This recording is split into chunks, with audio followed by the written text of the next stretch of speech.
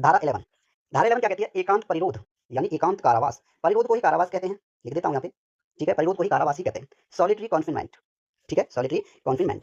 अब क्या होता है इसमें एकांत कारावास में? चलो पहले बताता हूँ। जब कोई व्यक्ति ऐसे अपराधों के लिए दोषी है जिसके लिए इस संहिता के अधीन कठोर कारावास से दंडित करने की शक्ति है। मान लीजिए कि कोई व्यक्ति ऐसे अपराधों के लिए दोषी है जिसको जो है इस संहिता के अधीन यानी धारा 11 के अधीन उसको दंडित किया जाना है, तो न्यायालय उसको आदेश दे सकता है कि जो दंड दिया गया उसका कुछ भाग एकांत कारावास में बिताना पड़ेगा उसको। एकांत कारावास में मान लीजिए कि उसको जो है 2 या 6 1 साल की सज़ा हो गई। मैंने मान लिया उसको किसी व्यक्ति को 1 साल की सज़ा हो गई, तो उस 1 साल में जो है उसको एकांत परिरोध यानी एकांत कारावास भी भोगना पड़ेगा। और एकांत कारावास जो है ना 3 माह से अधिक नहीं हो सकता है। कितने माह से? 3 महीने से अधिक नहीं हो सकता है, लिखा हुआ है।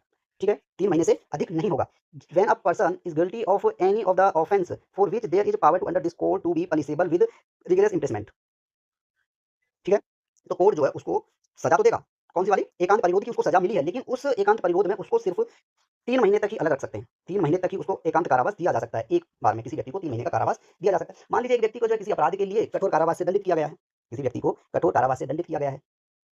तो दंडित तो किया गया है, तो उस अपराध को जो अपराध किया है ना, उस अपराध के बदले उस अपराधी को जो है 3 महीने तक उस अपराधी को जो है 3 महीने तक क्या करना पड़ेगा? एकांत कारावास में रहना पड़ेगा जहाँ पे कोई लोग नहीं रहते हैं। एक कमरे में उसको बंद कर दिया जाएगा, ठीक है? एकांत कारावास ही कहा जाता है उसको। उसको बिल्कुल सभी जो वहाँ पे और भी लोग जो जेल में हैं, उनसे बिल्कुल अलग रखा जाएगा। उसी को एकांत परिरोध कहा जाता है, एकांत कारावास कहा जाता है। अब इसमें भी कुछ पॉइंट्स हैं, क्या है? पॉइंट ए क्या कहता है? यदि कारावास की अवधि 6 माह से अधिक ना हो, मान लीजिए किसी व्यक्ति को मान लीजिए ए है, ए व्यक्ति है, उसको जो है क्या किया है? उसको 6 महीने का जो है कारावास मिला है, ठीक है? 6 महीने का कारावास मिला है। लेकिन उस 6 महीने के कारावास में, ठीक है? तो 1 माह का उस 6 महीने में उस ए व्यक्ति को जो है 1 महीने का एकांत कारावास झेलना पड़ेगा। मान लीजिए 6 महीने का कारावास किसी व्यक्ति को अगर मिलता है, तो उसे उन 6 महीने में 1 महीने का जो है एकांत कारावास भी झेलना पड़ेगा। यानी उस उन व्यक्तियों के साथ नहीं रह सकता है जो जेल में हैं। 6 महीने में से 1 महीने उसको बिल्कुल अलग रहना पड़ेगा, ठीक है? अब दूसरा पॉइंट यही कहता है कि अगर उस व्यक्ति को 6 महीने से अधिक हो सज़ा, अगर कारावास इसी ए को जो है, इसी ए को कारावास जो 6 वर्ष से 6 मंथ से ज़्यादा का मिला है, यानी 6 माह से ज़्यादा का अगर इसे कारावास मिला है, मैंने मान लिया 6 महीने से ज़्यादा का इसको कारावास मिल गया। अब उस कारावास की अवधि में इसको एकांत कारावास भी झेलना पड़ेगा। यानी 6 मान लिया 12 मंथ्स का इसको कारावास मिल गया या 10 मंथ्स का इसको कारावास मिल गया है। तो इस 10 सॉरी मंथ्स बोलते हैं इसको। अगर इसको 10 मंथ्स का कोई कारावास मिला है ना, तो इसमें इसको 2 महीने का जो है एकांत कारावास भी झेलना पड़ेगा। इस ए को 2 महीने का एकांत कारावास झेलना पड़ेगा। और यहाँ पे सी है और ये सी पॉइंट क्या कहता है?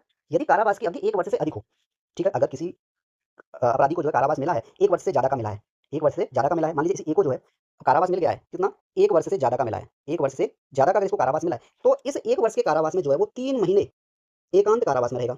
3 महीने किसमें रहेगा? एकांत कारावास में रहेगा। उसे एकांत कारावास 3 महीने का भोगना पड़ेगा अगर उसे कारावास जो 1 वर्ष से ज़्यादा का हुआ है।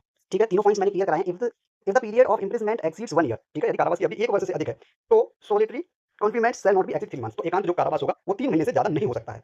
ठीक है? अगर अवधि 6 महीने की है, तो एकांत परिरोध यानी एकांत कारावास जो 1 महीने से ज़्यादा नहीं हो सकता है। ठीक है? अगर 6 महीने से अधिक है आपका कारावास, तो उसमें 2 महीने का एकांत कारावास झेलना पड़ेगा। अगर कारावास 1 साल से ज़्यादा का है, तो उसमें एकांत कारावास 3 महीने से अधिक नहीं हो सकता, 3 महीने का ही रहेगा। अब यहाँ तक क्लियर है?